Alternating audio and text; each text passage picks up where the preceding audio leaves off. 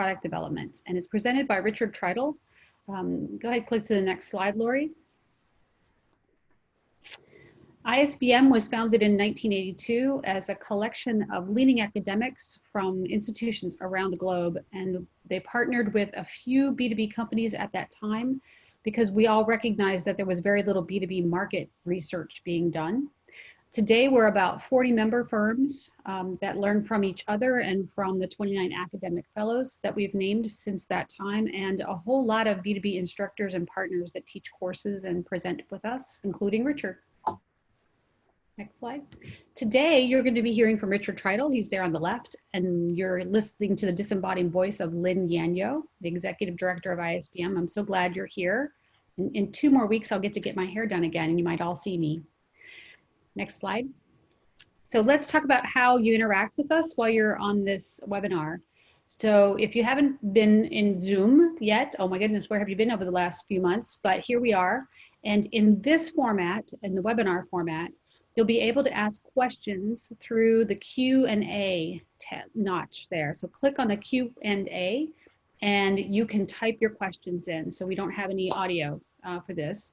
And Lynn, will be monitoring those questions as they come in. And if I'm really clever, I'll be able to get Richard's attention and he'll answer questions as they come, or I'll send you a note back and say, we're gonna ask that at the end. If you have any questions about what we're doing, just feel free to type those in there too. Lori and I are monitoring the Q&A chat window. And everybody wants to know if they can see this. So yes, if you go anywhere in the next 3 months after this, you'll have a link and you'll be able to see this webinar. If you're a member, you'll be able to see the webinar forever and ever because it's in B2B Pulse, which is our exclusive repository for B2B research.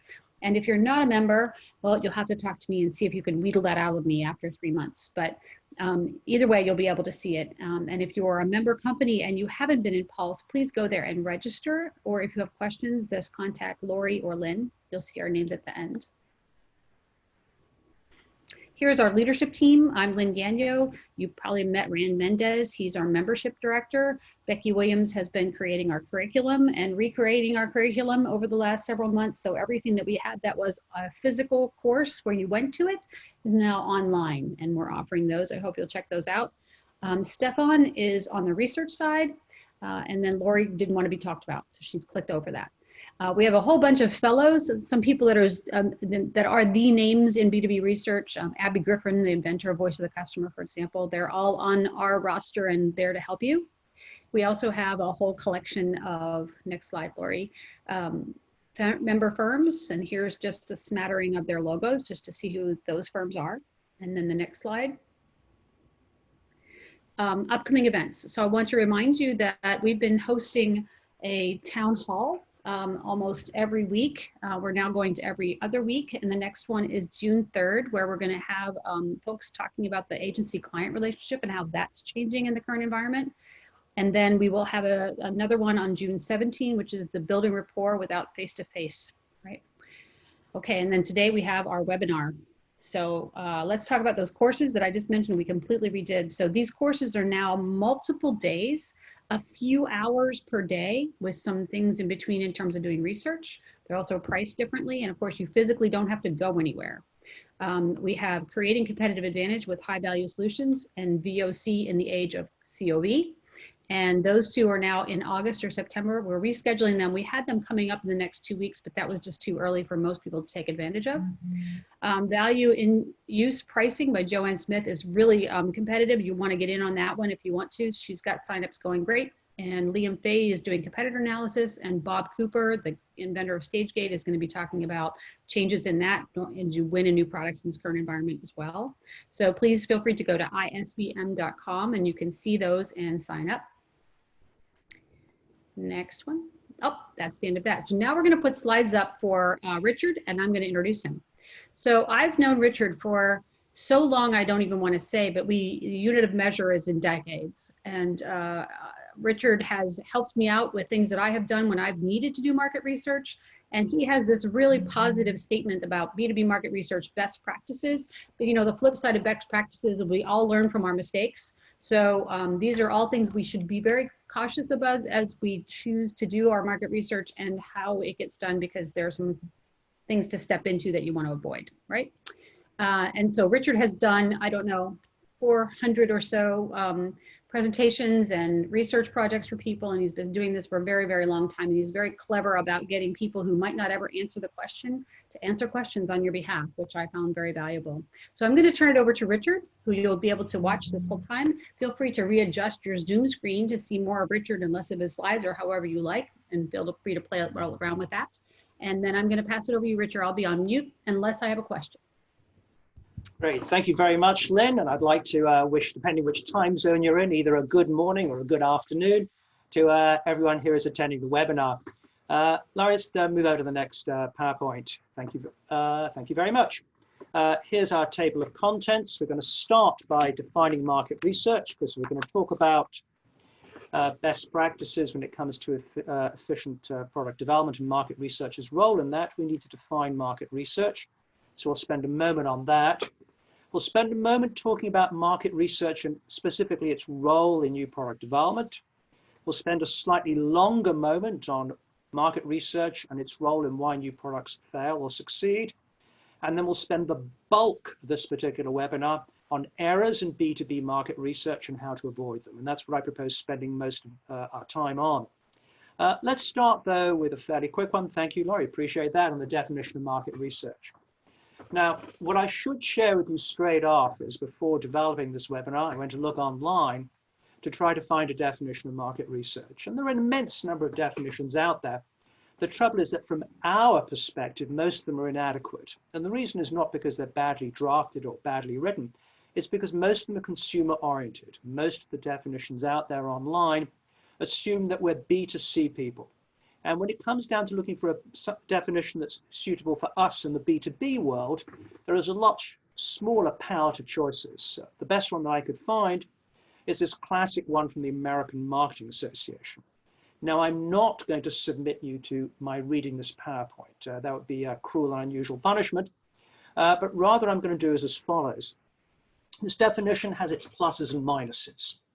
The pluses are, it's a valid definition. Market research clearly is, and I bolded this, the function that links the customer to the marketer through information. And it's certainly true, as it says here, that we use market research to understand, identify and define marketing opportunities and problems, and that's relevant to us in the product development field. To generate, refine, and evaluate marketing actions, that's again relevant to us, and so forth and so on. So at that sense, at that level, this is a very good definition. Yet this definition also has its minuses, and the minuses, unfortunately, are quite significant. And what is the problem with this definition? It's pretty simple. It's a definition only an academic could love. I'm not going to read it to you, as I said before, because I find every time I try to read it to myself, my eyelids started to droop, my eyes glaze over. It's just incredibly boring. And I find it unfortunate that in an area, a topic such as marketing, a great definition of market research should have so little pizzazz to it. Now, if this were a session, let's say on accounting, that would be perfectly fine. But in market research, I'm hoping for something better. But it is what it is, and it certainly is valid. So let's take a look at the next PowerPoint. As we say on the next PowerPoint, this definition is valid, and it's particularly relevant to us because market research, as it says, links the customer to the market, and it's used to identify and define marketing opportunities and problems. And for both reasons, market research is crucial for new product development. And that's all I want to say about the academic piece of this seminar. So let's move on to the next PowerPoint. Now, the reality is new products fail. Large numbers of new products fail. There's a classic article back in January 2008 Harvard Business Review, in which the researchers who wrote the article stated that 75% of new products fail. If any of you guys are fans of the late Clay Christensen, who wrote The Innovator's Dilemma and The Innovator's Solution, he claimed that 75% of the money spent on market research is spent on products that flop. Not quite the same thing as 75% of new products fail, but still certainly worth knowing. And the question then comes, why do new products fail? And the answer is there are 4 reasons why they fail. The first one is a market issue, and that breaks down to 2 subcategories. One is we did inadequate market research, and the other, of course, is we do a poor job of marketing. And clearly, even if you have a great product, you've done great market research. If we as marketers don't let customers know about the product's existence and what it can do for them, it'll still flop. But let me go back to market research, because that's, after all, the focus of this particular webinar. There are many examples of new products that should never have been launched because, lamentably, the company that offered them didn't bother to carry out basic market research.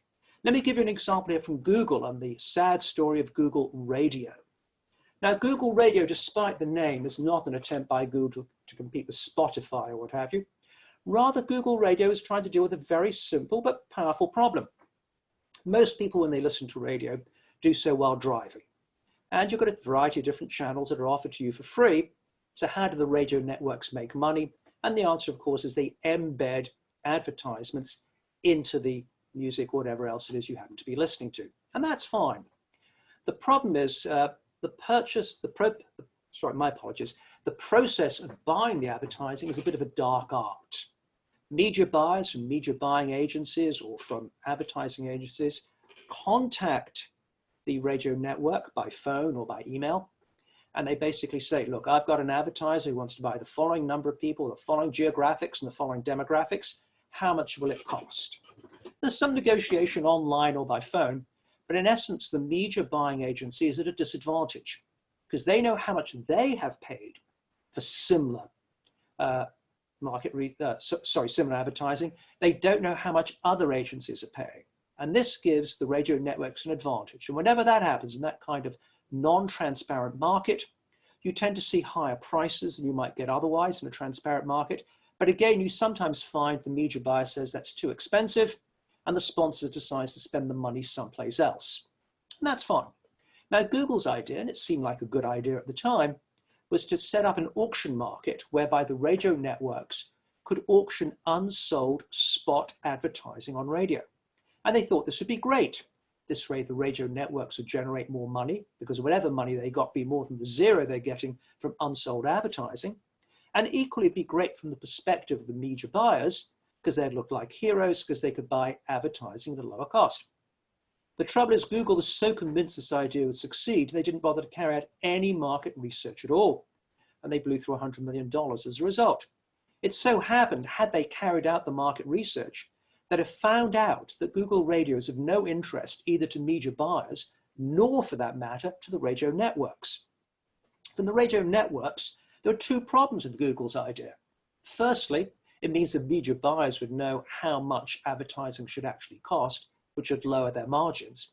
But secondly, the radio networks would sooner sell a small amount of advertising at a high price than a larger amount of advertising at a low price.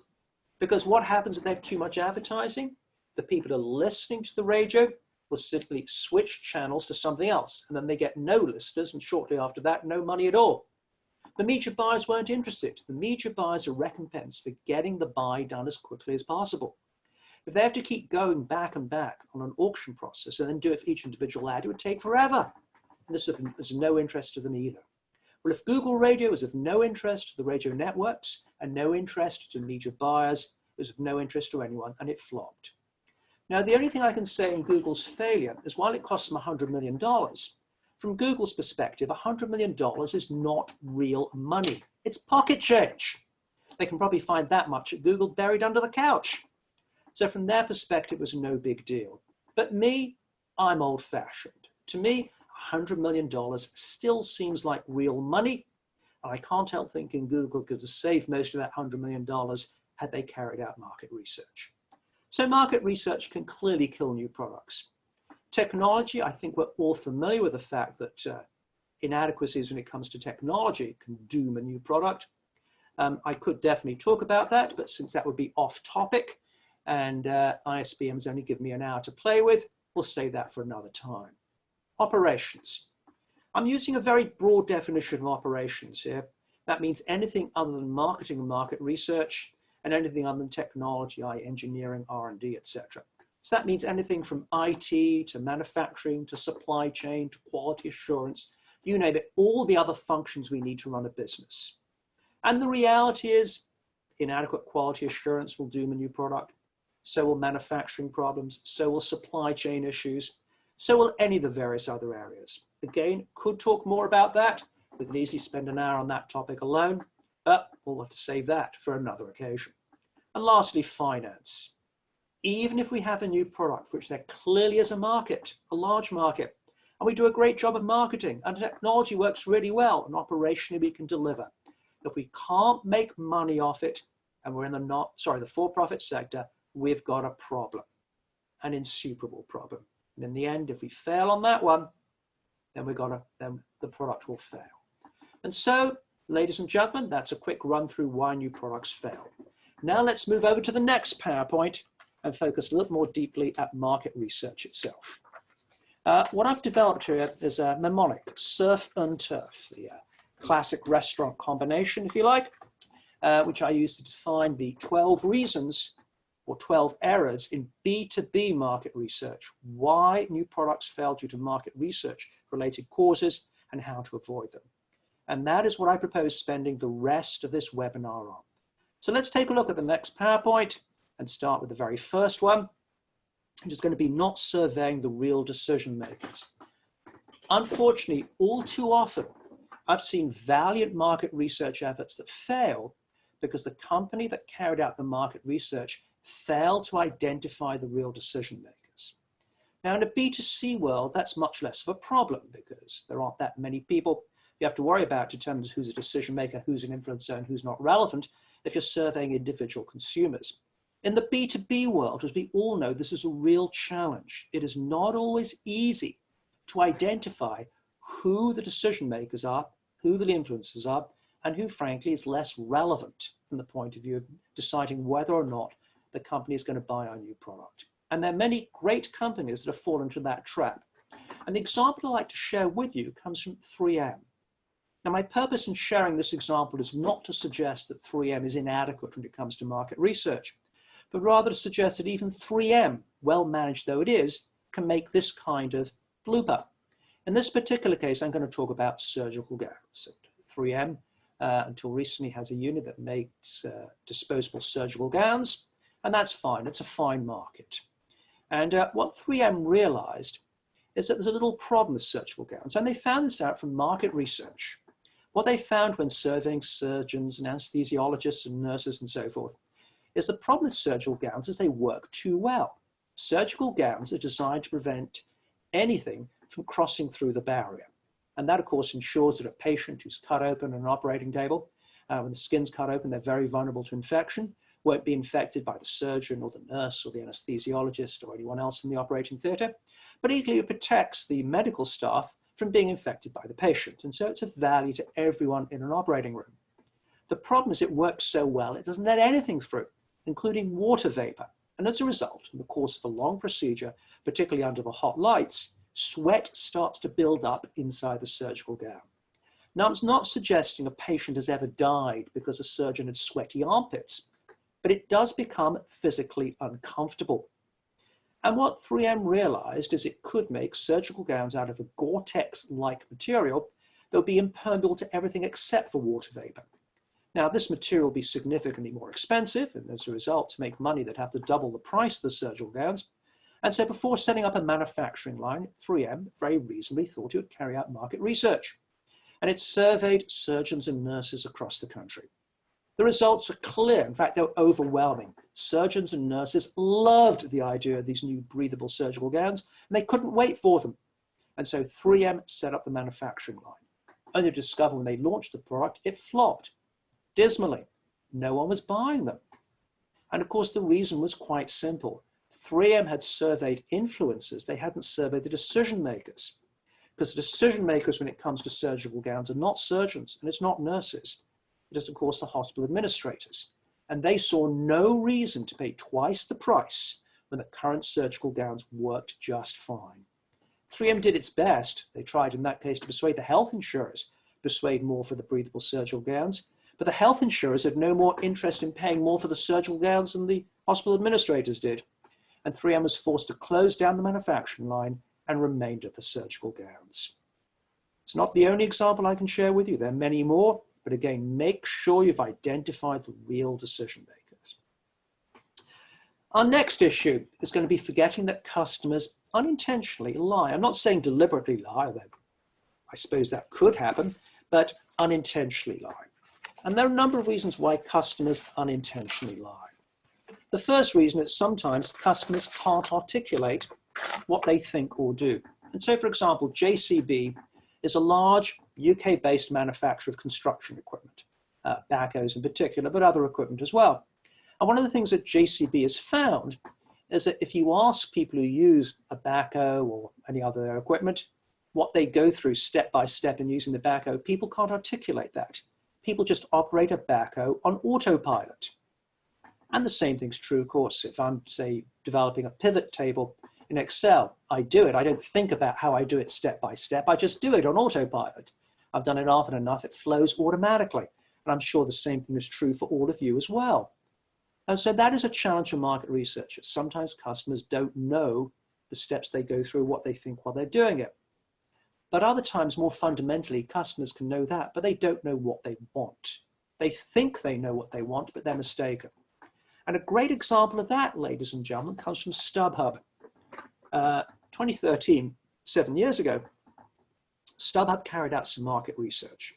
And they found out that customers who were buying its tickets didn't like, in fact, they strongly did not like the fact that StubHub, just like Ticketmaster, charges, or I should say, offers a low price for a ticket. At the very end, just before you buy the ticket, then slaps on all sorts of other and quite massive additional fees. And customers did not like that. And they would much prefer it if StubHub just named the price up front with no additional charges. So armed with that information, StubHub switched from a low initial price, then fees slapped on at the end, to one price that covers everything. Ticketmaster, of course, had not carried out the same market research, and so they continued on with their previous method of pricing, with a low price for a ticket, for a sports event or a concert event or what have you, or a theatre event, and then a high price at the end once you factor all the additional charges that show up at the last minute. What happened? Customers are looking at the same events on StubHub versus Ticketmaster, found that StubHub always seemed to be much more expensive. So they bought less and less from StubHub and more from Ticketmaster. And StubHub's market share over the next 2 years dwindled from 65% down to 50%. Still a strong position, but less than it was before. In 2015, StubHub had enough of this, and they carried out beta testing. They did classic A/B testing. One set had a server with the then StubHub method of high price, but no extra charges. The other, the method they'd used previously, low price and massive charges at the end. The results weren't even close. With 1 hour, they'd found that customers much preferred an initial low price and then massive charges at the end. Customers had been lying to them when they carried out the market research. Again, not intentionally lying. They said what they genuinely believed to be true. But what we as customers believe to be true isn't always so. The other reason, by the way, why customers lie to us is they want to be nice to us.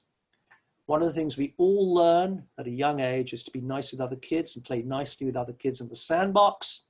Therefore, we are nice to market researchers. And that means we say nice things if we think we know who's sponsoring the market research, which we don't always mean. And we'll come back to that particular issue a bit more detail later on, and a real issue it is too. But certainly customers do lie to us, and there's not much we can do about it.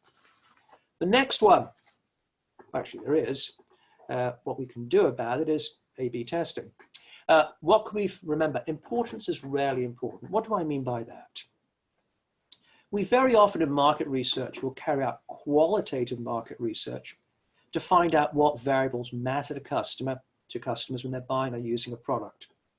And so, for example, if I'm carrying out market research on solder, or solder as we call it in my native country, you'll find out the variables that matter include things like electrical conductivity, thermal conductivity, purity, its rheology or flow, etc., etc. And that's fine. We're pretty good about doing that. We then find out how we and our competitors rate on each of these variables. And we can easily find out how we all rate on each one of these variables. And that's quantitative market research, and that's pretty good. The other thing we often do at this point in time is, okay, we know how we rate on each variable, but clearly not all variables are equal. Some are more important than others. So why don't we ask our customers, how important each variable is. How important is electrical conductivity? How important is the purity? And we can do that, and we often do that. The trouble is that academic research shows that customers' responses to those questions are rarely valid. People think they know how important importance is. They don't get it right. And as a result, we may find ourselves putting a lot of effort into variables we think are important, but in fact really aren't from a customer perspective. They just haven't told us that, and vice versa. So how do we deal with that issue? If you don't have a lot of money, the simple approach is to use gambling chips or monopoly money. Give customers, say, $100 in gambling chips or monopoly money, and ask them to allocate the money across the different variables that affect their decision to buy or use the product. This forces trade-offs into the customer decision. They cannot say that every variable is equally important. And what happens as a result is that customers, for some reason, as a result, tend to give better answers. Not great answers, but better answers. Can we do better still than that? And the answer is yes, we can. And what I strongly recommend here is using max diff. Now, max diff is short for maximum differential scaling. It's a market research technique that was originally developed in Australia at the University of Sydney and became popular in academic circles about 20 years ago and started to become much used in business circles about 10 years ago. And for those of you who are not yet familiar with max diff, here's how it works if you are an interviewee in a max diff survey. What will happen is the interviewer will pick 4 of the variables or attributes at random and say, of these 4, which is the most important and which is the least important? Don't tell me number 2 and number 3, and if you tell me, I'm not going to record the data, but do tell me the most important and the least important. And so I might say, therefore, the most important is to me is electrical conductivity, and the least important is purity, or whatever answer I might give. As an interviewer, you answer that question, you then get another similar question, once again, 4 attributes. Now what happens is, the interviewer is picking those 4 attributes at random from the list of different attributes or variables that we know matter to customers. And it keeps on, you keep getting asked this question as an interviewee until every variable has appeared in the answers at least twice. At that point, we can cut the market research and move to the number crunching. And for those who are interested in how the number crunching works, we use a classic hierarchical Bayesian analysis to determine the implicit weighting or importance behind each variable or for each variable for customers to have given the answers that they gave. Now, you as market researchers don't need to know how the numbers are crunched. You just need to know as follows. Academic research shows that max diff shows a remarkably good correlation with R-squareds up in the 90s between the results of max diff and subsequent customer behavior. In other words, I'm recommending max diff for the best of all possible reasons because it works. Now, you don't have to have a good knowledge of statistics or someone on your staff who does, although it's nice if you do, because there are plenty of online packages that will do this all for you on a turnkey basis. Depending on your sophistication in statistics, you can use everything from Excel Stat or Qualtrics to Q Research or R or Sawtooth software, which I'm familiar with. They typically cost anything from $500 to $2,000 per year for a license. The cheaper ones do rely on you do quite a bit of a number crunching. The more expensive packages will generate the questions for you, do the number crunching and spit out the answers for you. They're very user-friendly, at least the more expensive ones are. But again, $2,000 a year is not exactly a lot of money. And the less expensive ones, of course, are also a lot of fun. And what I recommend is doing that. But I want to emphasize importance is rarely important. And this is a bit of a challenge because there are a number of research techniques that are quite popular today in the new product development field, such as new product blueprinting and outcomes analysis, which assume that we can ask customers how important a variable attribute or problem is to them, and the customer's answers will be valid. Word of warning, if you're using any of those kinds of techniques, such as new product blueprinting, use max diff to get a proper understanding of the importance of each variable. Otherwise, you're going to end up in kind of tricky. And now for my final one on this particular PowerPoint, and that's using focus groups. Now, a lot of people use focus groups, they're widely used. And here's my advice when it comes to the results of any focus group you may ever have conducted or will conduct. Take the results from the focus group, print them out on a piece of paper, scrunch the piece of paper up into a ball and throw it out into the closest waste paper basket. And that is the best use you can make of the results of focus groups. Focus groups are wonderful, but they have no validity whatsoever. I wouldn't touch them with a 10-foot pole. The only reason there could possibly be for carrying on market research is two, or actually two reasons. One is because your boss has told you to and you have no choice. The other is because you want to create the illusion of carrying out market research, but don't really want to do it. Now, some of you are probably thinking, whoa, whoa, whoa, Rich, what on earth are you saying? We've been using focus groups for years. You can't be serious. And the answer is yes, I am. And let me share with you why focus groups are so grossly inadequate as a market research techniques. Let's start with quantitative.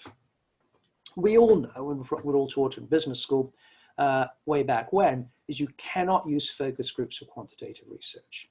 You can't simply, as the phrase goes, count noses and see what percentage of a market will buy a proposed new product. It simply doesn't work. So, okay, I can't use it for quantitative research. What about qualitative? Well, in a B2B environment, you can't have customers who compete against each other in the same focus group because they'll clam up. They'll be reluctant to share anything that might be of value to their competitors. Well, fair enough.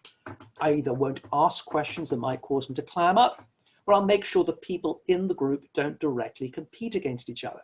I'll deal with that issue on the qualitative side. That way I'll get them to work. Well, I'm sorry, ladies and gentlemen, even that won't work. And the problem goes down to something that social scientists call cascades, or people who aren't social scientists call groupthink. And there are two kinds of cascades that are relevant to focus groups.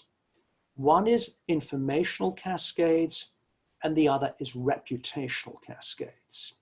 And in order to share an example of both informational and reputational cascades, let me give you a classic social science study that looks at a focus group and why it fails. It's a particular kind of focus group. It's called jury duty.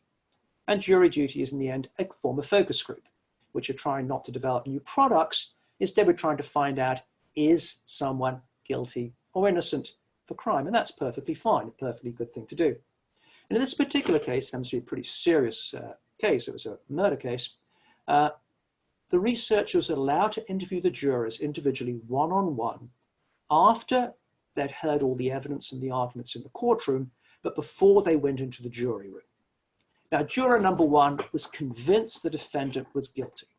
And he articulated to the researchers why the defendant was guilty and all the good reasons why the defendant was guilty. And that's perfectly fine. He's certainly entitled to that opinion after hearing the evidence and the arguments. Juror number two had a different take on things. He was on the fence. He could see good arguments on both sides and hadn't yet made up his mind. And he articulated to the researchers the arguments on both sides and why he had not yet made up his mind. Juror number three, same as juror number two. Again, on the fence, could see good arguments on both sides, which he laid out to the researchers and was still waiting to make his mind up. Juror number four, her view is very clear, innocent. She had heard, of course, exactly the same evidence and the same arguments as the previous three jurors, but as often the case in a jury, she had come to a very different conclusion. And she articulated to the researchers why, in her view, the defendant was clearly innocent.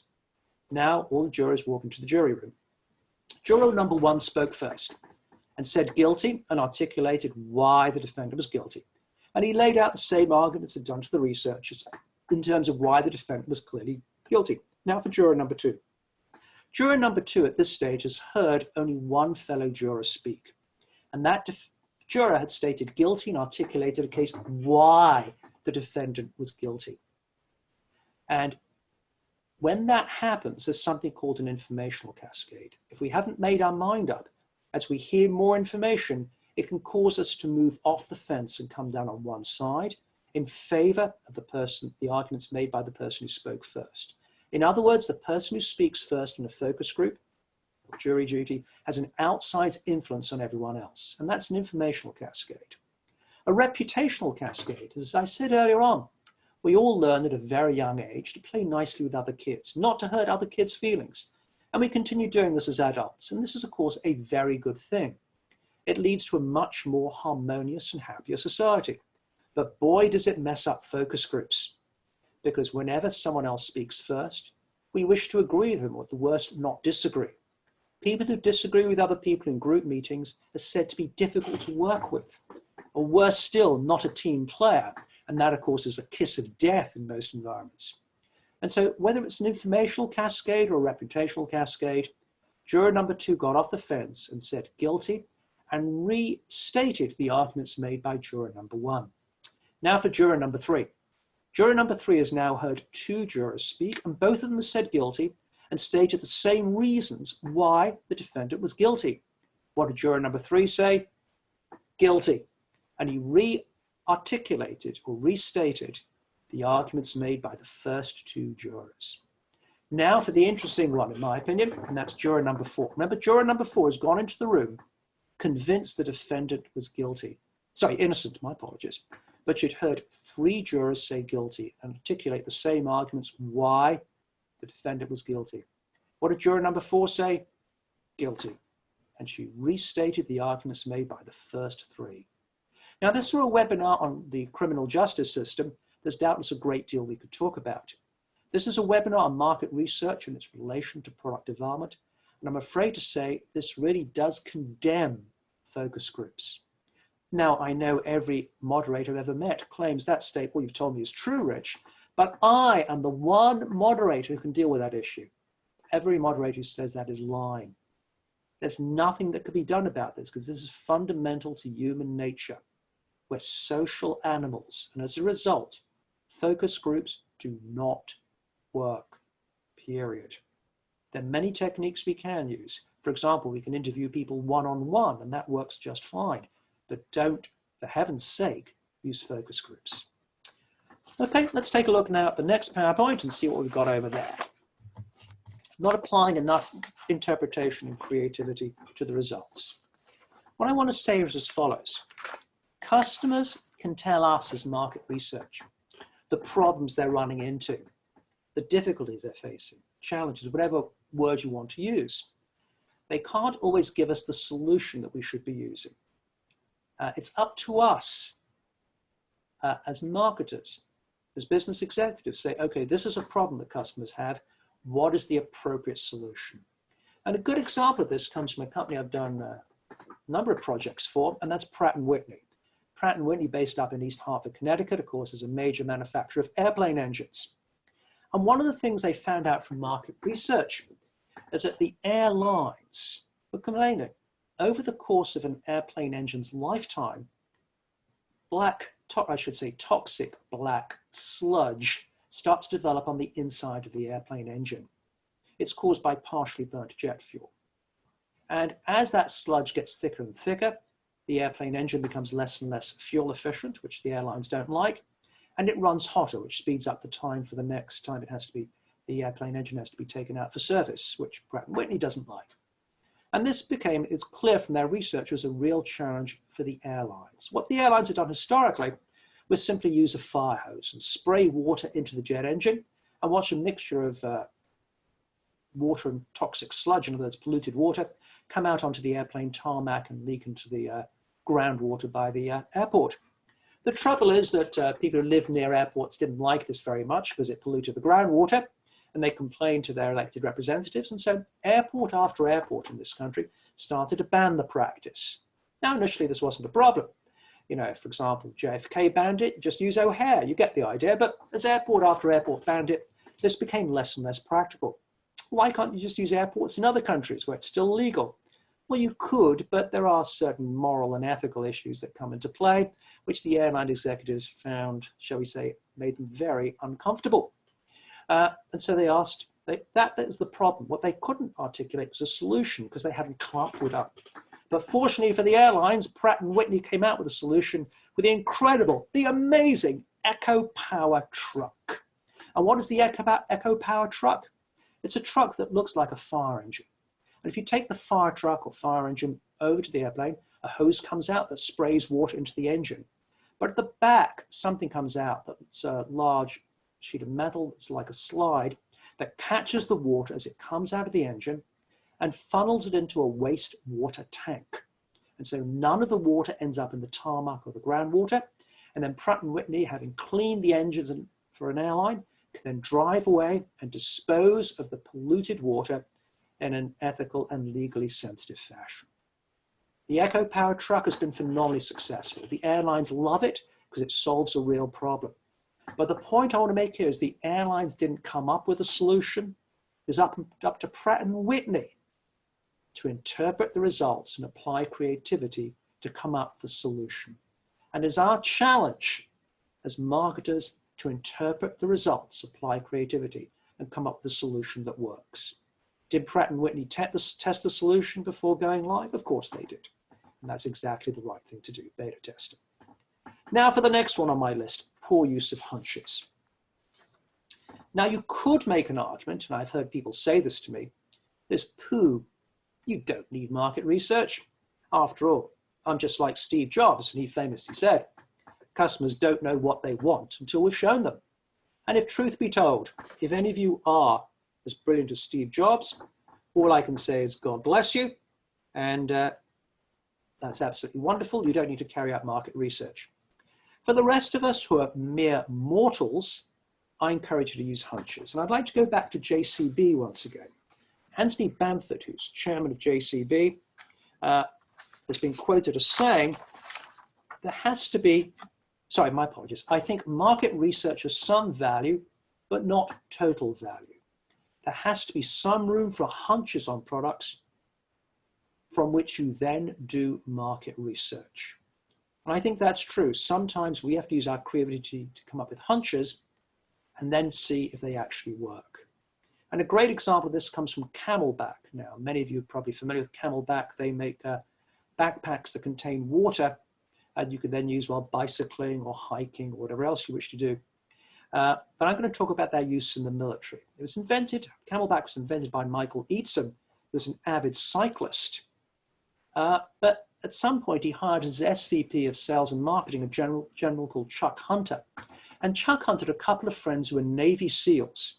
And historically, Navy SEALs had used heavy canteens of water attached to their waist. And these were painful because they kept bumping against their legs, but they were necessary. And what these Navy SEALs had done is they purchased out of their own money some Camelbacks to replace the canteens. And what Chuck Hunter thought was, well, if these two people had done it from their own money, maybe there'll be real demand for this in the military. And that was his hunch. What Chuck Hunter then did was market research to see if there might be demand for Camelbacks in the military. It turned out not only was the demand there, but it was overwhelming. They had to make some changes. For example, Camelback had to produce a slim line Camelback that could fit under body armor. So if someone's hit by shrapnel, they won't lose all their water. But with the necessary modifications, the demand is so great that these days, about half of their sales are to the military, rather than the traditional cyclists, hikers, and what have you, that were their original market. So use hunches just as Camelback did, and then carry out market research on those hunches. The next one I have here is not keeping marketing beta testing separate from real beta testing. A little bit of a challenge, you've got to be careful of this one because we carry out two kinds of beta testing. One kind of beta testing is what I call real beta testing. That's when we're trying to find out, is there really a demand for this product in the marketplace? And that's a fine and excellent thing to do. The other kind of beta testing is done close to launch. We're not really interested in finding out if there's demand because we know there's demand by this stage. Rather, what we're trying to do is get endorsers on board, people that endorse the product, people we can quote on our website, on our literature, speak at webinars, at trade shows when they come back again, or in virtual trade shows right now, industry symposia, what have you. People who will go online and say great things about our new product. That's a different kind of beta testing. We're trying to identify and develop endorsers. And that's not the same thing as real beta testing. What I've seen companies that confuse the two and assume that marketing beta testing is the same thing as real beta testing when it's not. It's done on a different audience for a different purpose with different results. What I can say is if you're doing a marketing beta test and you get negative feedback, you almost certainly have a problem, because if your expected endorsers don't like it, something is not right. Next one, not getting internal buy-in. We need to get internal buy-in, both to carry out the market research and to use the market research. And that's going to be pretty important for the rest of 20 and possibly into 21, given the current situation. Clearly budgets have been cut, and I understand that, and there'll be a lot of pressure to keep market research expenses as low as possible. The problem is that means you end up flying blind, and that could be a lot more expensive, not carrying out the market research. So you have to try and get internal buy-in to allow you to continue doing the market research. The other challenge is using the results. And lamentably, as a consultant, I have seen occasions, thankfully not often, where the company has made it clear to me there's a particular result they want from the market research. If that's the result they get, great. If not, the market research will be buried. Those companies will remain nameless, but I have seen this happen more than once, and it is, of course, most unfortunate and definitely not a good approach to market research. Can't endorse that one. So make sure you get internal buy-in, both for carrying out the market research and for using it. Now let's take a look at our next and final PowerPoint. And in terms of errors to market research, thank you very much. Appreciate your courtesy there. Type 1 errors. You're probably all familiar with type 1 and type 2 errors. For those who need just a quick refresh, type 1 errors occur when we get a false positive. Now, if we were carrying out market research at a 90% confidence level, which would be phenomenally good for most B2B market research, that means 1 in 10 of our market research will give us a false positive. In practice, we're lucky to get an 80% confidence level for most B2B market research, which means that 1 in 5 times we'll get a false positive. Carry out 2 pieces of market research, you've got a 0.8 times 0.8 to 0.64 in a chance of being right both times, which means you've got an over a 1/3 chance of getting a false positive. Do it 3 times, you've got a 1 in 2 chance of getting a false positive. In other words, false positives will happen in B2B market research because of type 1 errors. And if you do enough market research, they quite definitely will happen. How do we deal with that issue? And the answer is, you've any concerns about a false positive, replicate the market research. If we have an 80% chance of getting it right and therefore a 20% chance of a false positive, a type 1 error, if you do that research twice, the chances of getting 2 false positives in a row are 0.2 times 0.2, or roughly, close enough, 4%. In other words, negligible. So if you have any concerns about a type 1 error, and you should have concerns, replicate the market research. The next one is not using enough market research. One of the challenges we're running into at this stage is people will say, well, we did market research in 2018 or 2019, why can't we just use that? And the answer is, of course, COVID-19's brought us into a brave new world. And what customers said even last year, the latter half of last year, even January or February of this year, may be woefully out of date. So you need to make sure your market research is up to date, and chances are it isn't. Pardon me. The other issue in terms of market research is I occasionally meet people who say we can rely on the sales team. Well, sure enough, you can rely on the sales team to sell. Don't rely on them to carry out market research.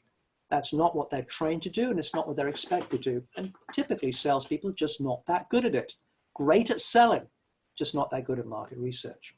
They run into a number of issues. The obvious one is if a customer articulates a problem, instead of just simply collecting the data so we can work on it, they start to come up with a solution from their particular company's armory of solutions, which may or may not be the right solution for the problem. But the bigger issue is that salespeople will carry out the market research and then lie about it. And I'm not saying they're evil or bad, but rather they tend to be biased. If a salesperson as a customer particularly wants a new product, they're naturally inclined to see that every customer wants that product. And they will overestimate or exaggerate the demand for this new product, hoping to ensure that we will indeed develop it and thereby keep their customer a happy customer.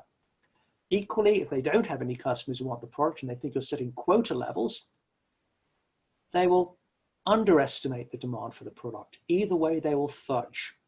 And academic research shows that salespeople tend to fudge significantly. There's a 2016 study carried out over at, published in the Harvard Business Review in March 2016, that found that roughly 1/4 of salespeople overestimate just for typical products and 1/4 grossly underestimate.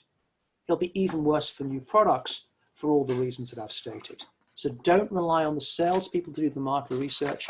It's our job as marketers to do it, or market researchers to do it, not our colleagues in sales. Rejecting failure. There's a natural temptation to only want new products that succeed. Information theory tells us we should look for a 50-50 chance of success when developing new products. That's a natural temptation to look just for successes and reject failure. The trouble with doing that is it means we don't take any risks, and we end up with very minor product enhancements, and we don't get any real home runs. That's a fairly self-explanatory one. I'm not going to spend much time on that. And lastly, failing to carry out a reality check. We can carry out market research, but always carry out that reality check. Ask yourselves the question, does the result from my market research, or the results from my market research, really make sense? Now, what we're all told at business school is make sure you get results from 2 independent sources. And that's doubtless true enough. The trouble is those independent sources are rarely truly independent.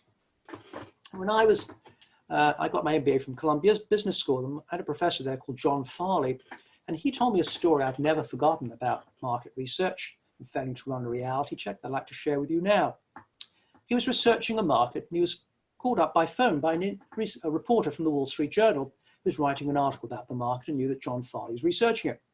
And the reporter had all sorts of questions for Professor Farley, which Professor Farley answered.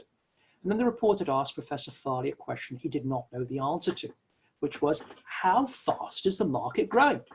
And John Farley said, I don't know the answer to that question. But the reporter was not to be turned off. The reporter was convinced that John Farley was simply trying to avoid giving an answer to the question. And so she kept asking the question over and over again in different ways, until eventually, to get the reporter off the phone, John Farley plucked a number from thin air and said 15%. The market's growing at 15% a year.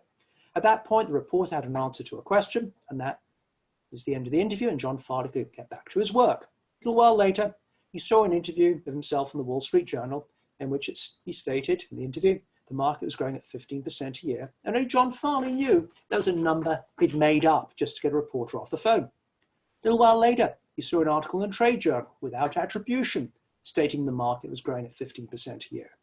A report from the Department of Commerce stating it was growing 15% a year. Securities analysts claiming the market was growing at 15% a year. And sure enough, it became accepted wisdom in the industry that the market was going at 15% a year. And only John Farley knew it was a number he'd totally, utterly, and completely made up just to get a reporter off the phone. Does this kind of thing happen? More often than you might think. Now, on that occasion, I don't know anyone who lost money off it.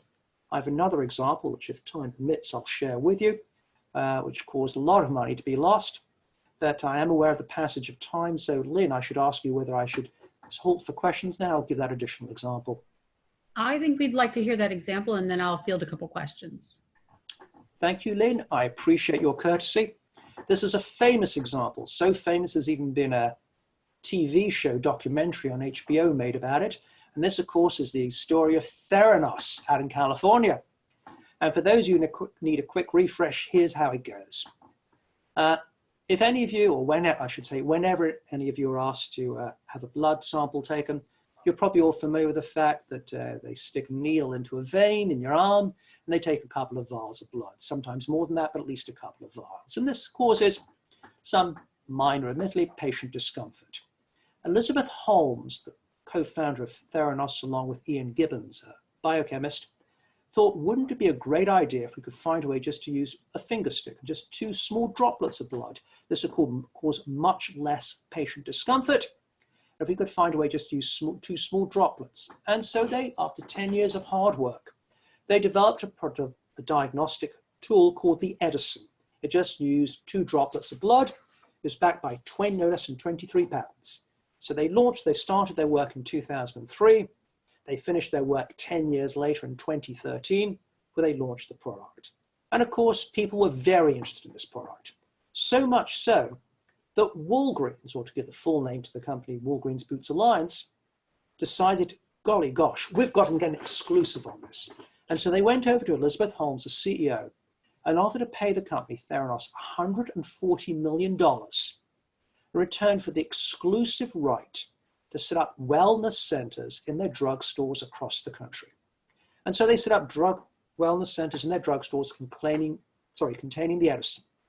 And patients could go in, have 2 small droplets of blood taken, and a little while later they'd be told the results. And this machine could carry out, so Theranos claimed, over 140 different diagnostic tests: calcium, potassium, herpes, vitamin D, cancer, cholesterol, you name it, it could do it. There's only one little technical problem. The machine didn't actually work. The Wall Street Journal interviewed a journal called Tony Nugent, who is a Theranos engineer whose name is listed on no less than 5 of the Edison's patents.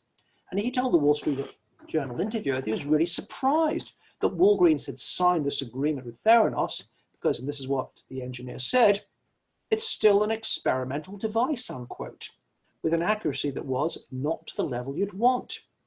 That was a bit euphemistic. The accuracy was much worse than that. That same year, after Walgreens set up their wellness centers with the Edison machines in them, Theranos carried out some internal research where they tested a sample of blood with known constituents, and the Edison machines produced, or Edison machine, I should say, produced results as off by more than 2 standard deviations. Totally unacceptable. It gets worse. The Center for Medicare and Medicaid Services decided to pay a visit. Well, by this point, Theranos realized the machine wasn't actually working. And so they purchased some regular blood analyzers from Siemens, but the Siemens machines are designed to work with 2 vials of blood. And so all they did was dilute the finger sticks. The trouble is the Edison isn't designed to work with diluted blood, so it still gave faulty results. And they put the Siemens machines in the wellness centers at Walgreens as well as at their head office out in California. Well, the Center for Medicare and Medicaid Services inspectors showed up. They saw the Siemens machines and they worked. They didn't see the Edison machines because Theranos had locked all the Edison machines away in a separate room, which they never got to see. But they did leave behind some samples of real blood for Theranos to test.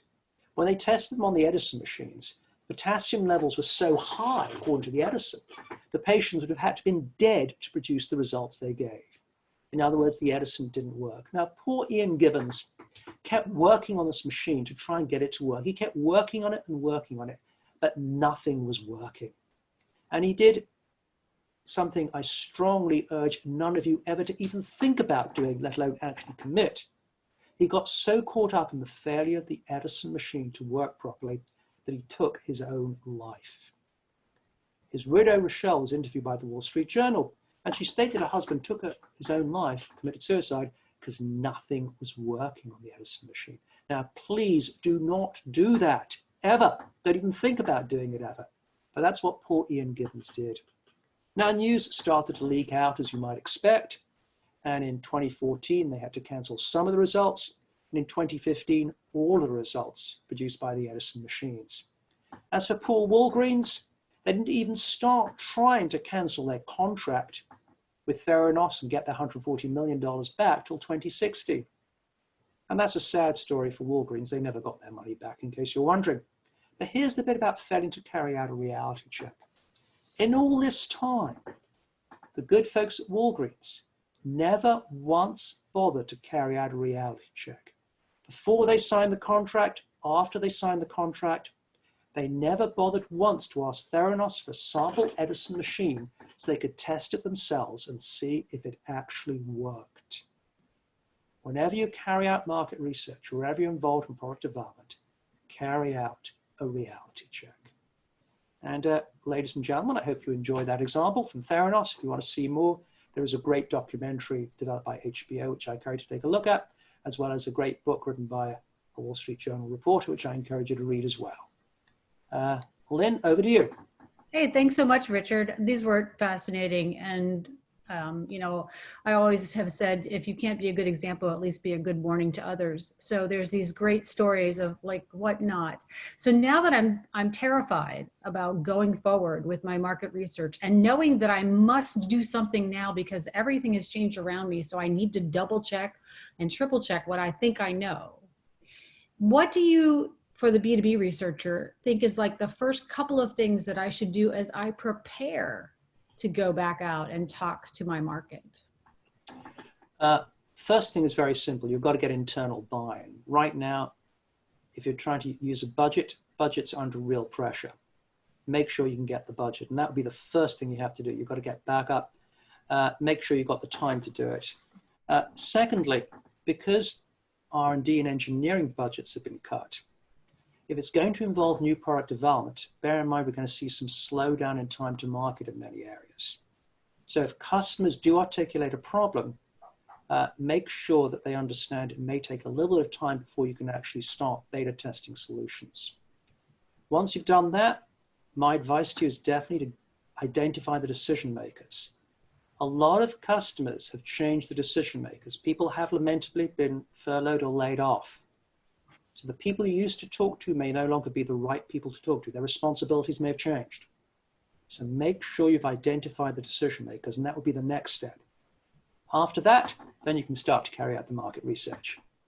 I think that really reminds me of, say, 2008, 9, and 10, when things were changing all along, and you'd be in the middle of a product development process for a customer, and then suddenly you wouldn't discover that person answering emails any longer because they were gone. So I do sense the challenge of finding the decision maker, or the decision maker that keeps being moved around because the other company is trying to figure out how to get their footing even now. So yeah, very risky to use any of your funds, if you can find them, if you're not actually sure the decision maker is going to be intact, or the company isn't going to change their mind after the development work.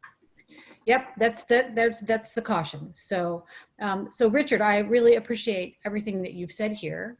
I want to make sure that folks know that they can get to you through Treitel.com and Treitel@Treitel.com, right?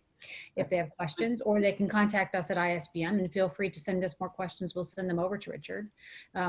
Thank you so very, very much for your time. Really appreciate this. I'll remind everyone that this is available for review in about 24 hours on our site.